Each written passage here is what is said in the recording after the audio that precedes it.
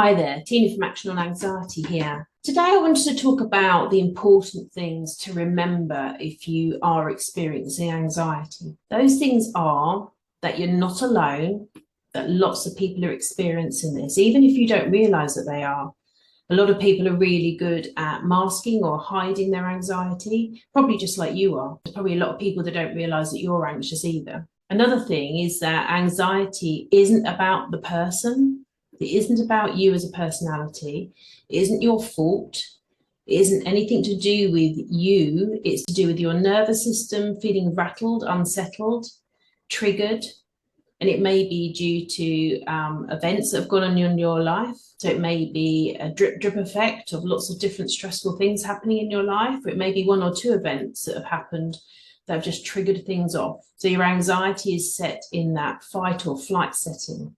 It's ready for action, and it can be triggered by all sorts of things, often things that we don't really understand. It is hard to understand. It can be a really confusing condition to have and can pop out when we maybe least expect it. So with your nervous system being unsettled, it's sitting at a higher level than normal. So it just means that it's set off more easily. So you're set into that fight or flight setting much more sensitively than people who haven't got anxiety. We're all different anyway, so we all experience this in a different way. We might all have slightly different symptoms. We might all get pounding heart at times and that feeling of dread in the pit of your stomach or in your chest. But we may all experience different things as well.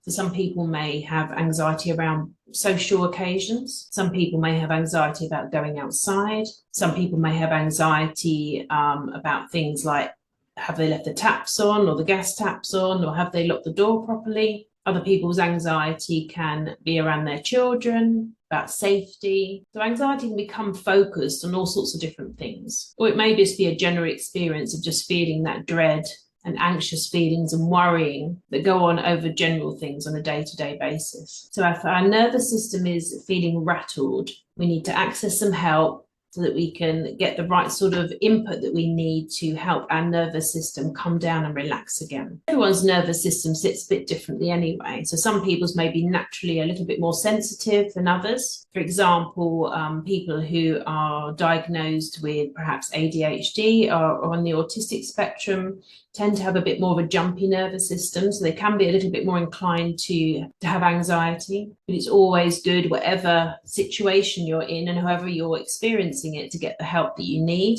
There's also a few things that you can do yourself to help with the symptoms as well. An example of these are doing some nice, deep, regular breathing exercises. And that's 3 or 4 times in a day, doing 10 breaths. The breathing exercise that I really like is called 7-11 breathing. So you can look that up on the internet to get information about that. But there's lots of different sorts of breathing exercises that can be really helpful. And with the breathing exercises, what you're doing is you're sending your brain messages to say that you're in a lovely, safe place and it can calm down. So using your body and the breathing to breathe in a way that you would breathe if you were really relaxed and calm. When you do those breathing exercises, that sends messages to your brain to say you're in a calm, relaxed, safe place. So your brain listens to that and it thinks, okay, I can calm down a bit. And the brain calms down a bit, bringing the nervous system down with it as well. And in turn, the body picks up that the brain's more relaxed and it gets more relaxed itself. So it's sorts of different cycle out from the one that you might be in with the anxiety, which is where things are upping and upping all the time. So we're calming it down with these lovely deep breathing exercises. And then another thing that can really help some people, a lot of people, is something called tapping, or emotional freedom technique.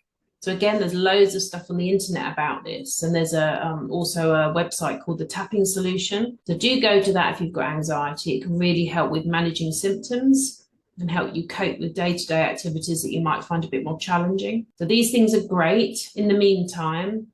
But do also reach out and get the help you need, perhaps with some therapy, maybe go see your doctor and have a chat about what's on offer there as well. Okay, well, I hope this has been helpful. I'll see you all again soon.